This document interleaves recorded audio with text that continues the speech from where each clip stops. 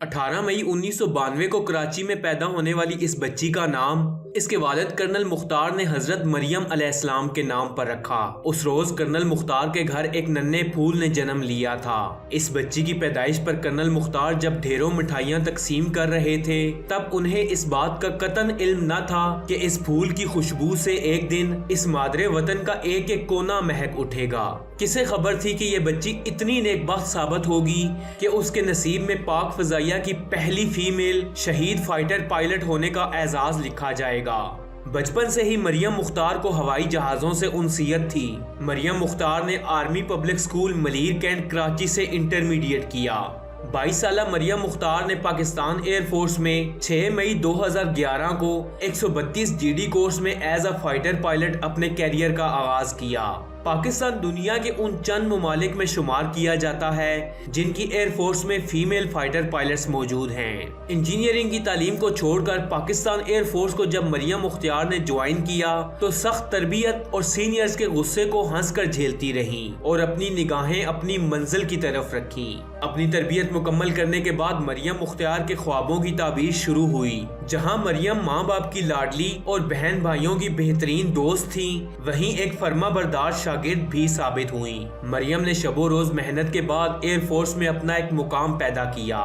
मरियम मुख्तार पाकिस्तान की पहली female fighter pilot थी, यानी किसी भी मुल्क के साथ जंग की सूरत में Maryam Mukhtar male fighter pilots की तरह जंग लड़ सकती थी और ये मेल फाइटर पायलट की तरह एक अच्छी और प्रोफेशनल पायलट साबित हुई। 24 नवंबर 2015 की सुबह मरियम अपने एक तरबियती मिशन पर रवाना हुई। हर रोज की तरह उस रोज भी मरियम ने अपनी वालदा को फोन करके खैरियत दरियाफ्त की और हमेशा की तरह बोला कि अगर मैं वापस आ गई तो फोन जरूर करूंगी, वरना समझ जाइएगा कि मैं शहीद हो गई। वो कोई मामूली दिन नहीं था जिस दिन मरियम की वालदा फोन पर नजरें जमाए बैठी रहीं और वतन की दुख्तर ने वतन पर अपनी जान निसार करके तारीख रकम कर दी। सुबह 9 बजे मरियम का फ़ोन आया कि बाबा मेरी मम्मा फ्लाइंग है, अगर मैं आ गई तो मैं फ़ोन करूँगी, अगर मैं नहीं आई तो आप समझ जाना। ये वो हर फ्लाइंग में कहती थी, स्पेसिफिक उसने उस दिन के लिए नहीं। और मेरा हर वक्त यही जवाब होता था कि हाँ मरियम ठीक है, कोई बात नहीं, और आप चले जाओ, नहीं आओगे तो मुझे इधर उधर से खबर पड़ जाएगी। दौराने परवाज मरियम के त्यारे में फनी खराबी पैदा हुई और इंजन में आग भड़क उठी और इस त्यारे में मरियम और उनके instructor squadron leader Saqib Abbasi मौजूद थे।